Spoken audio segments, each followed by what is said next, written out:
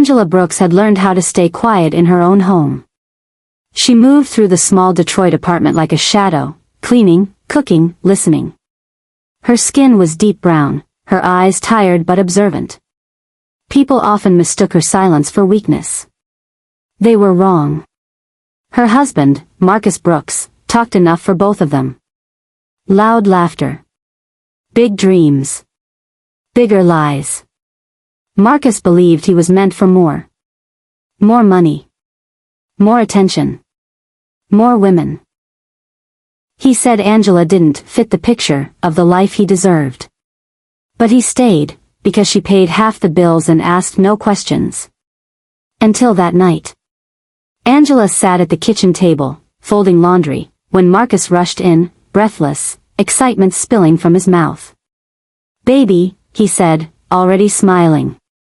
"I think my life's about to change." She looked up slowly. "Why?" "I bought a lottery ticket," he said. "Just for fun." Angela nodded. She remembered that ticket. She had bought it. She remembered standing in line after work, the cashier's smile, the numbers she chose based on her mother's birthday. Marcus never noticed details like that. Over the next few days, Marcus became distant. Protective of his phone.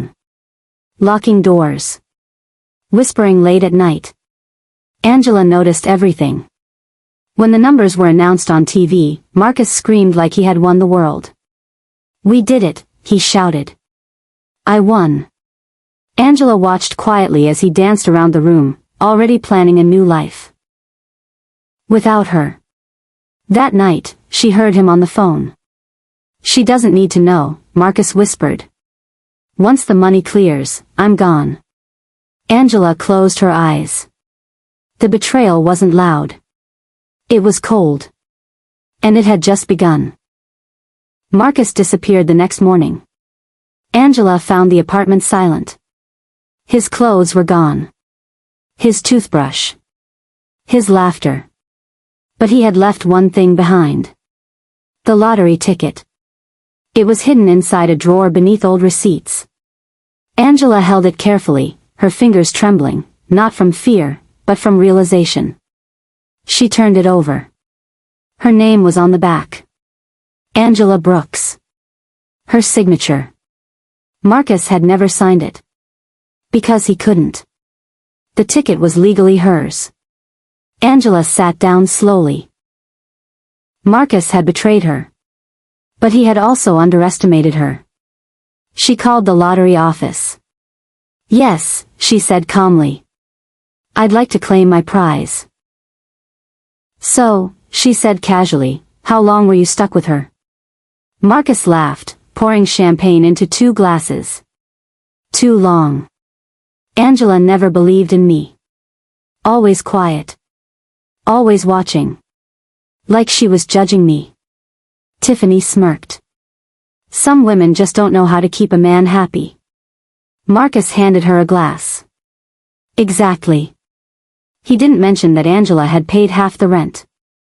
Or that she had never once complained. Or that the lottery ticket, the one changing his life, was never actually his. Marcus pushed those thoughts away. His phone buzzed. Unknown number. He ignored it. The phone buzzed again. And again. Tiffany raised an eyebrow. "You gonna answer that, millionaire?" Marcus chuckled and swiped to accept. "Yeah." The voice on the other end was calm. Professional. Dangerous in its politeness. "Good afternoon, Mr. Marcus Brooks. This is the State Lottery Commission." Marcus straightened instantly. His smile widened. "Yes, finally. I've been waiting for this call." "There appears to be an issue with the claim," the voice continued. Marcus frowned. "What kind of issue?" "The lottery ticket submitted for verification is registered under the name Angela Brooks." The room went silent. Marcus felt his throat tighten. "That's my wife," he said quickly. "She doesn't know anything about this." There was a pause. Long enough to feel heavy. "Sir," the voice replied, Mrs. Brooks personally submitted the ticket this morning. Marcus's heart slammed against his chest. That's not possible. I bought that ticket. Our records indicate otherwise, the voice said. The purchase receipt, security footage, and signature confirm her ownership. Tiffany sat up slowly. Marcus, what's going on? Marcus covered the phone, his voice dropping. Nothing. Just business. But his hands were shaking. I'm sorry, Mr. Brooks, the voice said. You are not listed as a beneficiary. The call ended. Marcus stared at the dark screen. Tiffany's expression changed. You said you won. I did, Marcus snapped. She stole it.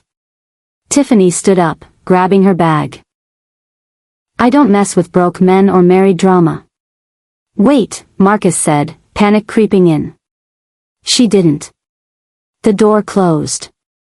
Marcus stood alone in the luxury room he couldn't afford, realizing the truth too late. The money wasn't gone. It was never his. Angela Brooks stood just beyond the glass doors of the Lottery Commission building, watching her reflection tremble faintly in the surface. Cameras waited outside. Microphones. Faces hungry for a story. She had never liked attention. For most of her life, she had learned to shrink herself, to speak softly, to move carefully, to survive quietly. Being a black woman had taught her that the world listened less and judged more. Today, she would not shrink. The doors opened.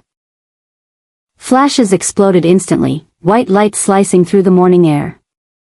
Reporters shouted questions over one another as Angela stepped forward, dressed in a simple navy blue coat. No jewelry. No smile meant to impress. Just presence. Ms. Brooks. Is it true you've claimed the winning ticket? Was your husband involved? Do you fear retaliation? Angela stopped walking. The noise fell into an uneasy hush. Yes, she said calmly. I have claimed the ticket. Her voice was steady. Not loud. Not defensive. Steady. A reporter pushed closer. Your husband says the ticket belongs to him. Angela looked directly into the camera lens, her dark eyes unwavering.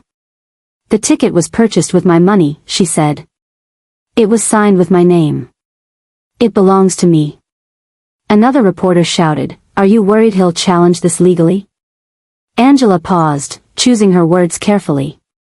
No, she said. Because truth doesn't panic. Murmurs rippled through the crowd.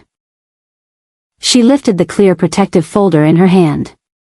Inside it rested the lottery ticket, creased slightly at the edges, ordinary and powerful at the same time. My husband believed silence meant ignorance, Angela continued. He believed I wouldn't notice. Wouldn't remember. Wouldn't act. She closed the folder gently. He was wrong. A flash went off directly in front of her face. She didn't blink. For years, I stood beside a man who spoke over me, Angela said. Today, I stand on my own. No anger. No insults. Just truth. Security stepped forward, signaling the end of the statement. As Angela turned back toward the building, one reporter called out, Ms. Brooks, what will you do if you win this fight? Angela stopped without turning around. I already have, she said quietly. She walked inside, leaving behind a crowd that had expected tears. And instead witnessed strength. The courtroom felt colder than the weather outside. Angela Brooks sat at the plaintiff's table, hands folded neatly, spine straight. She wore a charcoal blazer, nothing expensive, nothing flashy. Power didn't need decoration. Across the room, Marcus Brooks avoided her eyes. He looked smaller here. The confidence he once carried like a weapon had thinned under fluorescent lights and legal reality. His lawyer whispered urgently in his ear. Marcus nodded too quickly, like a man agreeing to things he didn't fully understand. The judge entered. All rise. Angela stood. Marcus stood slower. When they sat again, the silence pressed down hard. "Mr. Brooks," the judge said, peering over his glasses, "you are contesting ownership of the lottery ticket." "On what grounds?" Marcus's lawyer stood. "Your Honor, the ticket was purchased during the marriage. My client believed it was jointly owned." There was confusion regarding. "Objection," Angela's lawyer said calmly. "Belief is not ownership." The judge nodded. "Proceed." Angela's lawyer approached the bench, holding up a clear evidence sleeve. "This is the ticket," she said. "Purchased with Mrs. Brooks' debit card. Security footage confirms she bought it alone. The signature on the back belongs to her." Marcus shifted in his seat. The judge turned to him. "Mr. Brooks, did you sign this ticket?" Marcus hesitated. "No," he muttered. "Did you purchase it?" "No." "Then explain why you believe it is yours." Marcus stood abruptly, frustration cracking through him. "I'm her husband. I was going to take care of us. She wouldn't have done anything with it." Angela didn't move. The judge's voice sharpened. "That is not a legal argument." Angela's lawyer spoke again. "In fact, Your Honor, Mr. Brooks left the marital residence, concealed the ticket's existence, and attempted to claim the winnings without his wife's knowledge." A murmur ran through the courtroom. The judge looked directly at Marcus. "That is fraud." Marcus swallowed hard. After a long pause, the judge spoke clearly, finality in every word. "The ticket belongs to Angela Brooks. The winnings are awarded to her alone." The gavel struck. Angela exhaled quietly, not in relief, but release. Marcus sat frozen. The case was over. And for the first time, the truth had spoken louder than him. The courthouse steps were crowded with people who had already chosen sides. Cameras hovered. Reporters whispered. Strangers stared like they were watching a show instead of a life breaking apart. Angela Brooks walked down the steps slowly, her lawyer beside her. Her expression was calm, but something inside her had shifted, like a door finally closing. "Angela." Marcus's voice cut through the noise. She stopped. Marcus pushed past a reporter, his tie loosened, eyes red, not from tears, but panic. The confidence he once wore so easily was gone. "Please," he said. "Just give me a minute." Angela nodded to her lawyer and turned to face him. "This didn't have to happen," Marcus said quickly. "I messed up. I was scared. I thought I could fix things once the money came through." Angela studied him, the way she used to, looking for honesty in the pauses. "You didn't make a mistake," she said quietly. "You made a plan." Marcus shook his head. "You know me. I was under pressure." "You left," Angela replied.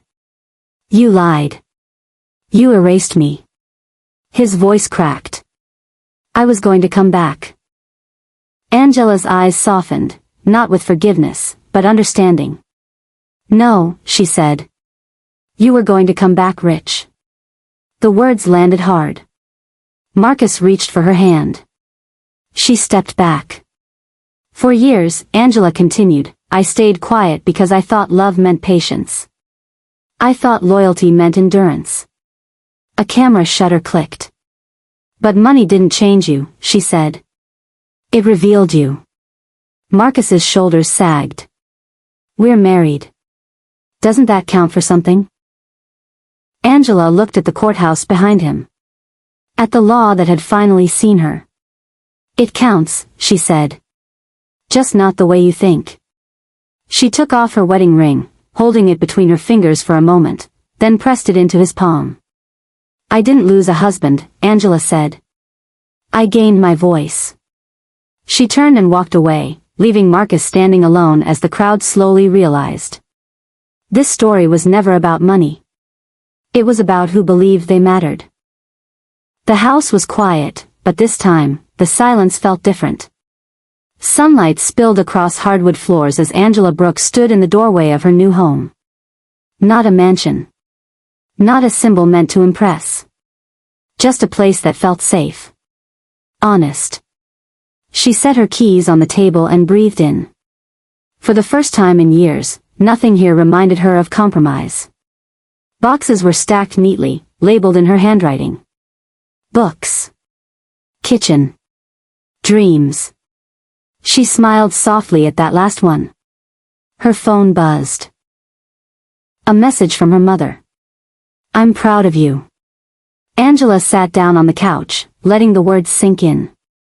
Growing up, she had been taught to survive. Not to expect fairness. Not to expect rescue.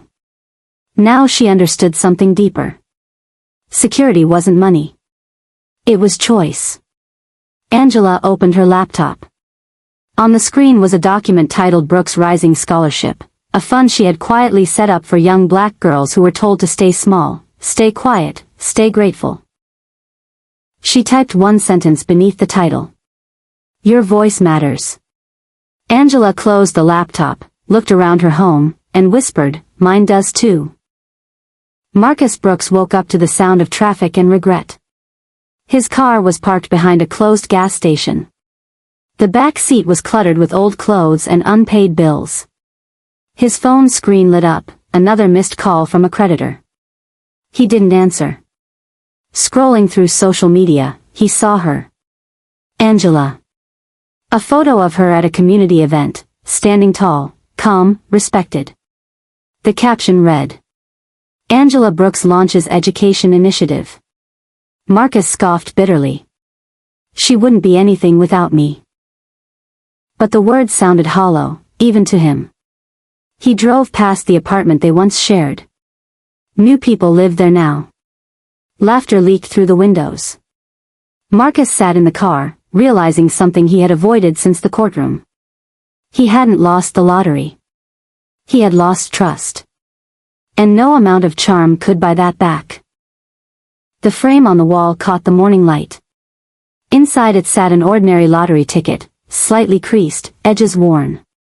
To anyone else, it was paper. To Angela Brooks, it was proof. She stood in her living room, coffee in hand, dressed simply. No cameras. No crowds. Just quiet truth. Her phone buzzed. A notification appeared, divorce finalized. Angela closed her eyes, not in pain, but release. She walked to the window and looked out at the city. The same streets she had walked for years feeling unseen. The same world that once decided who mattered before she ever spoke. Now, it listened. A knock came at the door. Angela opened it to find a young black girl standing nervously with her mother. The girl clutched a notebook to her chest. I just wanted to say thank you, the mother said. She got accepted. The scholarship. The girl smiled shyly. I want to be a lawyer, she whispered. Angela knelt to her level. Then be louder than the room, she said gently. After they left, Angela returned to the framed ticket. Her name, written clearly on the back, stood out more than the numbers ever had. She touched the glass. Marcus had believed the ticket changed her life. He was wrong. The ticket only revealed what was already there. Strength. Awareness. Worth. Angela turned off the lights and headed toward the door, keys in hand, ready for a meeting that had nothing to do with money. And everything to do with purpose. As she stepped outside, her voice echoed softly in memory, words she had once been afraid to say. I matter. The door closed behind her. And for the first time, the future opened. On her terms.